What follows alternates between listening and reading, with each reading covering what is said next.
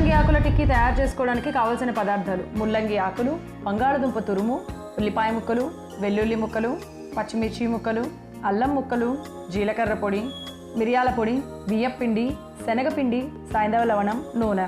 ముల్లంగి ఆకుల టిక్కీ తయారు చేసుకునే విధానం: ముందుగా ఒక మిక్సింగ్ బౌల్ తీసుకొని అందులో 1 కప్పు ముల్లంగి ఆకులు, 1 కప్పు ఉల్లిపాయ ముక్కలు, 1 చెంచా అల్లం తురుము, 1 చెంచా వెల్లుల్లి తురుము, పచ్చిమిర్చి ముక్కలు, బంగాళదుంప తురుము, 1 కప్పు బియ్యపిండి, 1/2 కప్పు శనగపిండి, 1/2 చెంచా జీరా పొడి, 1/2 చెంచా మిరియాల పొడి, రుచికి సరిపడా సైంధవ లవణము, అలాగే సరిపడా నీళ్లు పోసి మిశ్రమం బాగా కలుపుకోవాలి. తరువాత స్టవ్ వెలిగించి ప్యాన్ పెట్టుకొని 2 చెంచాలు నూనె వేసి వేడి చేసుకోవాలి.